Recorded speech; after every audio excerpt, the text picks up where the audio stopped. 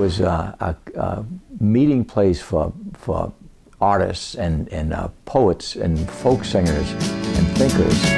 Whoa, Mr. Bojangles. Oh, now, Mr. Bojangles. In the early 60s, there were still a lot of, the coffee houses were the main place you could plug into. If you hitchhiked into a town, you find a campus or an area that has coffee houses. You could go there, there's usually a bulletin board of people with rides going to places, somebody looking for a roommate. You could pass the hat, you could maybe meet a waitress. It was a good central gathering place and a place to make contact when you got into a town.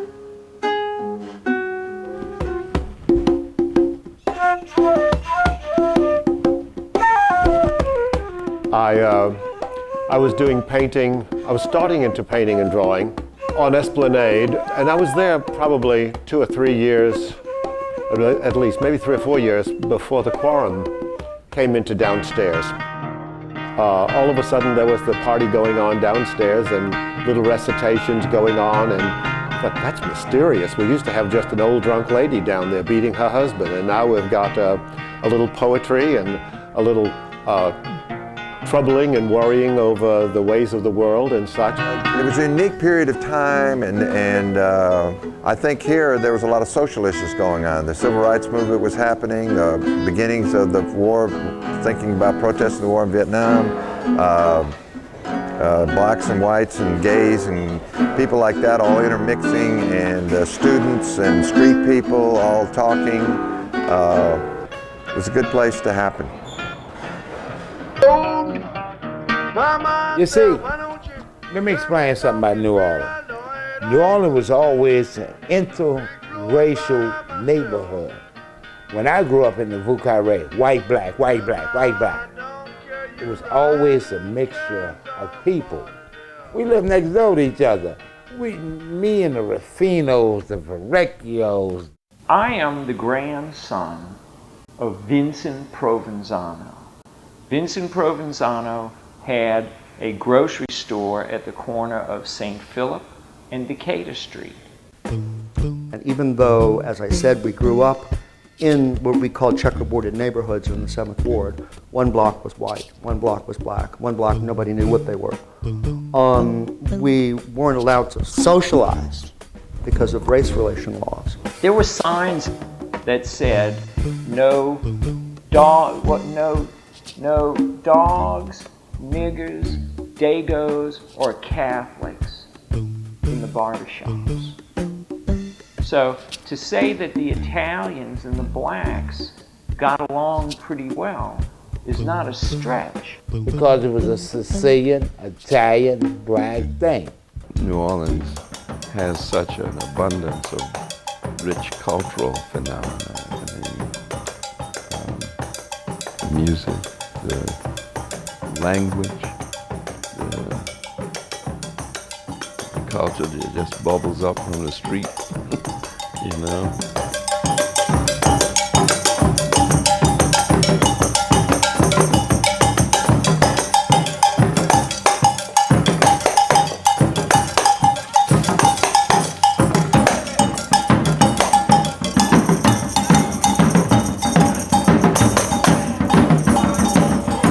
Parties were so sensitive that blacks and whites were gathering anywhere together, they would find some excuse, usually an excuse, to come in and arrest everybody. According to a Creole girlfriend of mine, when arrests were made at the Quorum, white men were separated from black men in the cells, and white women were separated from the black women. Well, they had this Creole lady who was going over to the cell where the black men were, and a white police officer stopped her and said, "Whoa, where are you going? What are you doing going by those niggas?" And she said, "I am married to that nigga." I remember one time when I was personally with my girlfriend, and she was a little Creole girl, and her and I had been going together for a year or so, and we was at the Dewdrop. And we was listening, I think it was Pig Leg Bates, I think, was performing. And we were sitting down there laughing and joking and dancing, and 2 cops came in and came right to me and asked me for my identification. And I said, "Well, what do you want my identification for?" well, we want to see your dad. I said, no, you got to tell me what you want my benefit. I'll give it to you. Well, they said, well, do you know there's a law against intermingling with white women? I said, well, what do you mean, white women? Let me see. I said, I'm not going to show you anything until you give me a better explanation why you want to question me. Well, this then Frank Pena, that was the owner of the Dewdrop, came by and he said, Lionel, what's wrong? I said, man, he's making some kind of stupid statement that I'm mingling with white women. And just then my girlfriend just turned and she said, Lionel, you mean to tell me he think I'm white? What is wrong with him? Don't he know the difference between a white girl and a Creole girl? She said, Mister, I'm Creole. And the guy got red in the face, and Frank intervened, and the man walked away. Something different.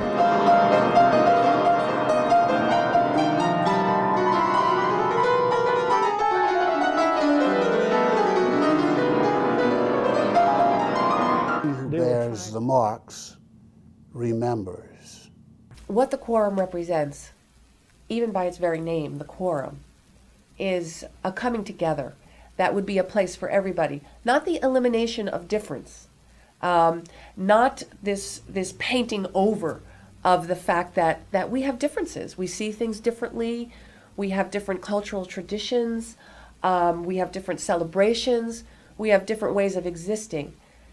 But the Quorum represented as a place to be an acceptance of that difference and a notion that though we have boundaries that are cultural and traditional, that those boundaries could be permeable, that we could move back and forth in and out of each other's worlds based on a notion of mutual respect, based on the notion that here was a place where everyone was allowed to be.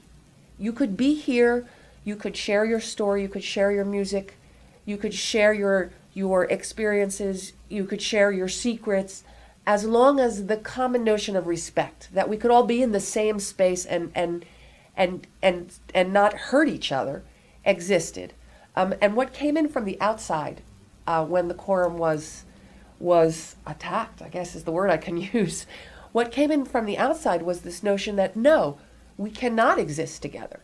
We won't do that. The only way we can exist is if we separate ourselves. And I think that human beings can have that tendency of fear and separation and isolation and that sort of militaristic, I need to protect myself, I need to build my weapons, I need to make sure I can kill who would hurt me. That's one model for living. And it's a terrible model. You always have to look over your shoulder. You always have to worry about who doesn't understand you and who wants to get you. And the other model is, no, we have to look across those lines, not in an effort to say we all have to be the same.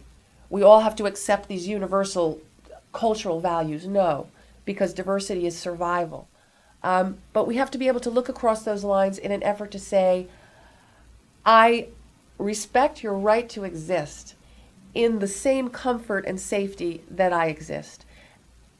And if humanity embraces that model, 100 years from now, we'll have quorums everywhere.